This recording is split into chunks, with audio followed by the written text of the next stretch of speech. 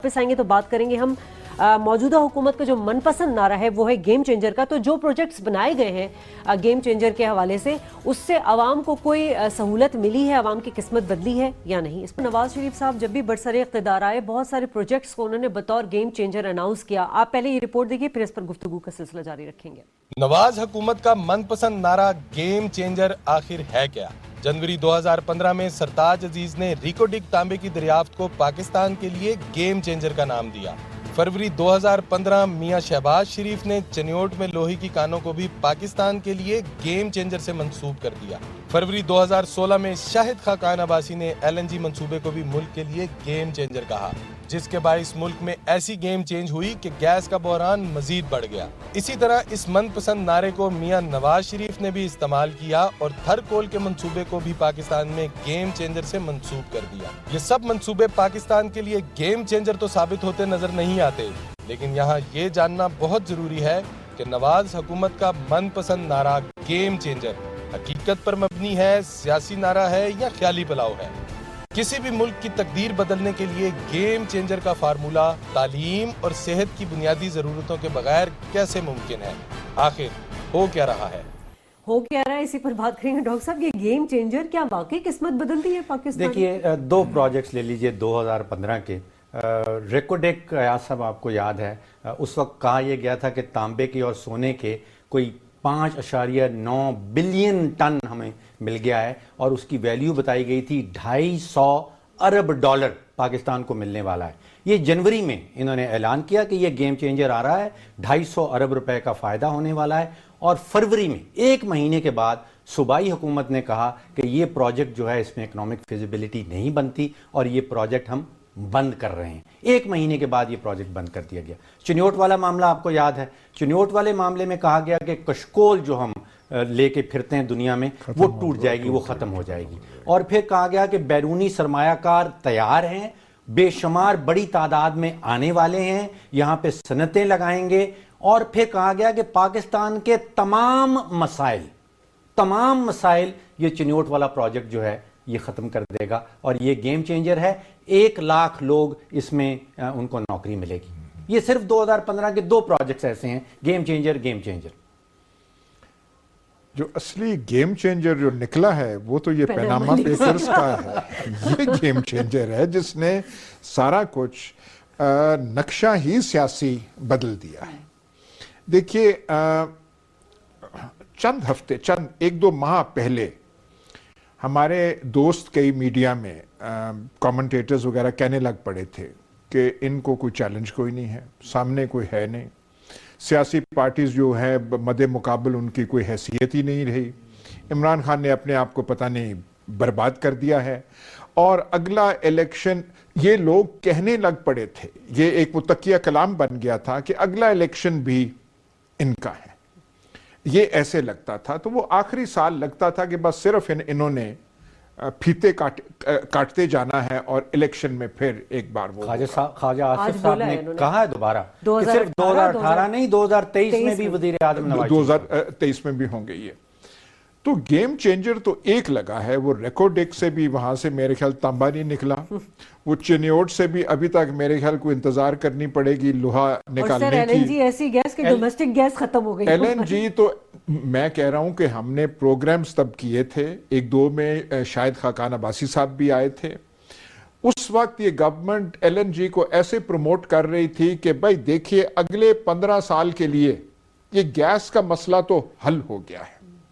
इस किस्म की गैस की लोड शेडिंग जो कमी है ये इतनी बड़े पैमाने पे कभी पहले नहीं हुई। इक्का दुक्का जगहों पे होती थी, पर पूरा पंजाब उसकी गिरफ्त में आ जाए, शहरों में एहतजाज छोटे छोटे शुरू हो जाएं, ये पहले नहीं हुआ। थर कोल के बारे में आपको याद है, कहा जाता है कि सऊदी अरेबिया और ईरान का जो तेल के ज़खायर हैं उन दोनों को अगर आप जमा कर लें तो फिर वो थरकोल के बराबर कहीं पहुंचेंगे। 1 लाख मेगावाट 1 लाख मेगावाट बिजली हमने थरकोल से निकालनी थी और ये बात है अप्रैल 2016 की। देखिए अयाज साहब, 21वीं सदी, हम गेम चेंजर ढूंढ रहे हैं सरिये में, सीमेंट में और कोयले में। इस सदी में अगर कोई गेम चेंजर आनी है तो जब तक आप 20 करोड़ पाकिस्तानियों की तालीम اور ان کی صحت کے حوالے سے کچھ نہیں کریں گے. دیکھیے ایک ملک ہے نائجیریا, اس میں اتنا تیل خدا نے دیا ہے, اتنا تیل خدا نے دیا ہے, لیکن غربت اس سے بھی زیادہ دی. وینزویلا میں تیل نہیں ہے. وینزویلا وینزویلا کی معیشت کی کیا حالت ہے؟ جاپان میں تو کچھ بھی نہیں ہے, نہیں ہے وہ. ساؤتھ کوریا میں تو کچھ بھی نہیں ہے, لیکن ان کے پاس تعلیم اور انہوں نے صحت دی اپنے لوگوں کو. یہ میں مذاق نہیں کر رہا, پر ہم نے اس طرف نہیں جانا.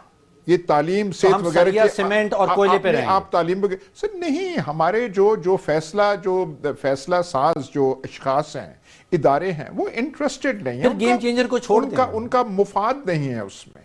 ان کی پکی پکائی سب ٹھیک ہے. دبئی سے لے کے کون سا آپ یورپ کا جو بڑے ہمارا وہ زیادہ جو ہوتا ہے لنڈن اور نیو یارک ہوتا ہے, کہاں پہ کس آپ اگر آپ لسٹ بنائے جن کی وہاں جائیدادیں ہیں, بینک اکاؤنٹس ہیں, یہ تو پتہ نہیں کہاں سے یہ کس کا پھسلن ہوا. ان کی شریف خاندان کی, نواز شریف صاحب کی کریڈیبلٹی کیا ہے؟ مطلب ان کی یہی ہے کہ وہ اربوں خربوں اور ڈالرز کے جو ہیں وہ جائیداد کے مالک بن گئے, اس کے علاوہ کوئی کریڈیبلٹی نہیں. اس سے پینما لیگ سے پہلے کتابوں میں بھی ذکر ہوا, افسانوں میں بھی ہوا, پر اس قسم کا اس طریقے سے یہ بات کبھی نہیں ابری. سر ہم نے اس دن پنجاب سرکاری اسپتالوں کی بات کی تھی, جو حال ہے وہاں پہ. آپ فیڈرل میں دیکھ لیا, آپ فیسلٹی کہیں پہ بھی دیکھ لیا, آپ تھر میں دیکھ لیجئے, کہیں بھی دیکھ لیں آپ. ایک اور شخص سازش کر رہے ہیں جن کا نام ابھی تک ہم نے نہیں لیا. ہاں جی, وہ عمران خان صاحب. نہیں, عمران تو اس سازش کا حصہ ہے, وہ تو اعلی کار ہیں, وہ تو اعلی کار ہیں, ان کو تو استعمال کیا جا رہا ہے. سازش ان کا دماغ ہی نہیں ہے یہ سازش بنانے کا, بنانے والے اور ہیں. ایک بین الاقوامی ہیں, عناصر ہیں. اس میں آئی سی آئی جے والے ہیں جنہوں نے پینما پیپرز نکالا, اب ورلڈ اکنامک فورم والے بھی یہی کام کر رہے ہیں. وہ بھی طاقتیں جو ہیں پاکستان کے خلاف ہیں, پتہ نہیں نواز شریف کے خلاف ہیں, نون لیگ کے خلاف ہیں, سی پیک کے بھی خلاف ہیں, سی پیک کے بھی خلاف ہیں, اور مقامی طور پہ اسٹیبلشمنٹ جو ہے, اور سپریم کورٹ, اور سپریم کورٹ کو بھی اعلی کار بنا دیا ہے کہ اس کا کندھا استعمال کیا جا رہا ہے یہ سازش کو کامیاب کرنے کے لیے.